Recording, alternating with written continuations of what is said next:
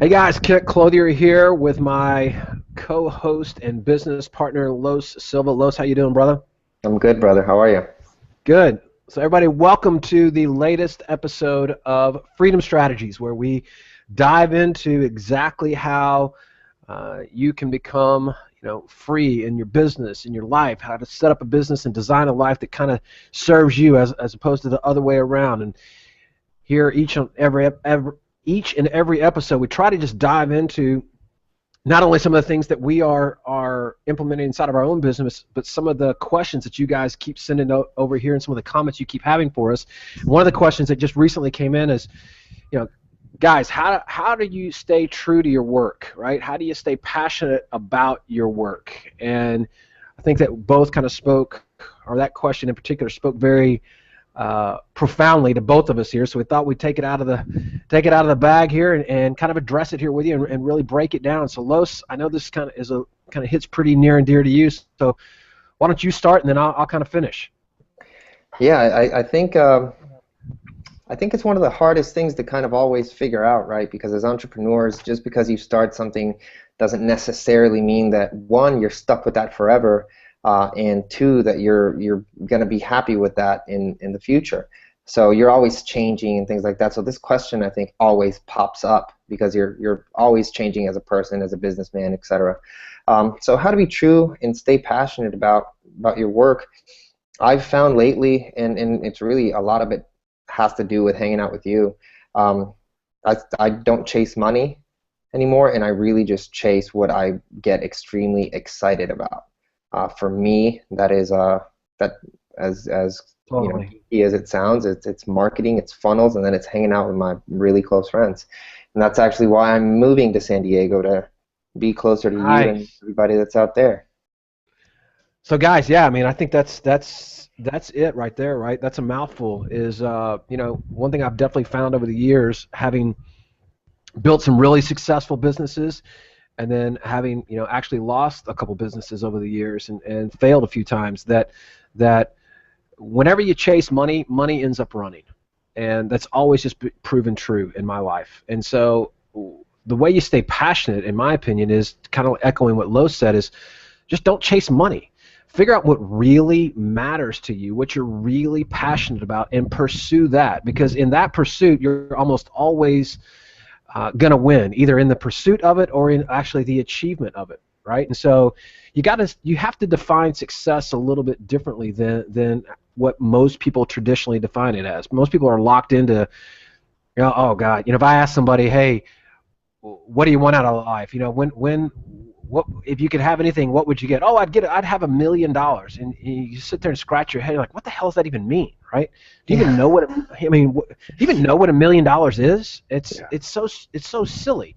When the reality of it is that what it is what most people, if they were really honest with themselves, they would define success as uh, Time.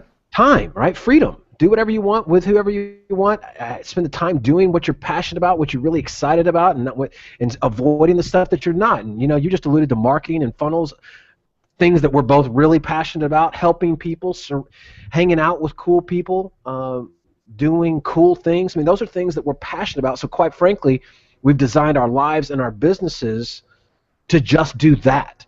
And because that's our focus, what has happened ultimately is not only has it created a wealth of opportunity for us, but it's allowed us to stay passionate about it, stay focused on it, and not ever let it become a drag or something that's draining and that you dread doing all day. I mean, we don't even allow it to enter into that situation because, dude, when I go to work or where I go on a trip or I go and hang out, I'm going with guys and girls I want to be around, um, that I know are going to stimulate me. They're going to give me, good thoughts, going to be excited about business. I know my clients, my customers, my businesses in general all do that. And ultimately, I know that at the end of the day, I own my time. So, if I want to go to the beach or if I want to go somewhere, what's not to be passionate about, right? Yeah. Because you just move with intention. So I think that's probably the key is decide what you really want. I think And you also said something strong there, which is move with intention. Decide what you want. A lot of people can say, "Oh, live off your passion." passion, and some people just legitimately say, hey, I like, I don't know, I like cooking. I can't make money off cooking. Yeah, you can. You're just not really trying. So you don't give yourself bullshit excuses. Go for it. If you like finger painting, figure it out and go hard on that. Don't just say, well, that's not really a thing. I don't have time. I'm too old. I'm too young. I'm too green. I'm too old on this. Like it doesn't matter. Figure it out and get at it. Because I think freedom is the number one thing. But we all want to live when we say, oh, I want to live how I want when I want. Yeah, but I want to be able to afford it. So that there is going to be for the most part, there's going to be a realistic thing on like, hey, we got to earn an income. So okay, well, how do we do that? By just literally focusing on the things that we care about. I think that when you start to focus on your passion, a new set, and this might not be for everyone, because then you're either going to come up with an excuse, or you're going to come up with a new fire and a new hustle and a new drive that's going to say, all right, well, I'm going to do this, and I'm going to go hard on that, and I'm going to focus. And I understand that I'm not going to make $1 million next month, but I am going to make $1 million. I just got to get that plan and move forward towards that. Dude, I think you just hit on something really, really good. I want to say something here to everybody.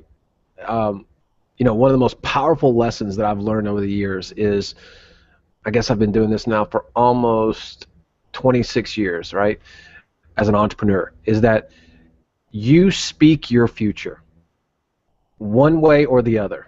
So when you tell yourself you can't get to it, I can't do this, I can't whatever, whatever, like Lo said, whatever bullshit excuse you serve up, you make that real. That you have just 100% laid out what your plan is.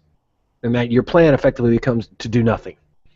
And on the contrary, on the reverse of that, if you will sit there and you clearly understand that this is where I'm going, this is what success looks like, this is what I want to spend my days, and you really, really lay out, this is what I want to spend my days doing, this is what I'm passionate about, these are the people I want to surround myself with, and you just simply, that's all you're focused on, it is amazing how the world just kind of gets out of your way and starts creating those types of opportunities for you. But as long as you're focused on what you can't do and what you can't have, then guess what? You speak your future either way. You are going to make that real. You just need to focus on exactly what you truly want out of your life. And I will tell you that that's probably the very first step in all this, is because if I asked almost anybody that's listening to this, what do you really want? Most of us struggle even with that. So clearly defining what you want, clearly defining what success looks like, what you're passionate about, is probably the first step in staying passionate about what you're doing. Yeah, I agree. And if we can leave someone with an actionable freedom strategy, I would say do this. I've been doing this a lot lately, and it just every day. At first, you're going to say, "Man, that's cheesy. I'm not into it. I don't want to do it," and it's going to probably be boring. But the more you do it, the more you really start to get in touch with yourself and what you're writing and things like that. Write it down. What am I passionate about? Do I still have passion about this today? Am I still passionate about the things I'm doing? What did I do today that served my skill and that serves my passion? What did I do? If you didn't do anything, then you're not doing it. You're doing it wrong. And if you did and you're like, yeah, but I'm not even into it, then you're starting to find things out about you that you're not even asking yourself normally. No, it's great stuff, man. Great stuff. Definitely document, right? Definitely put stuff down and make it real. Most people, I can tell you, most successful entrepreneurs that I know, their goals are definitely written down. They're real. They're tangible. They're right in front of them. They've set smart goals. They're keeping track of their progress. Most unsuccessful people I know that flounder and just kind of go, there's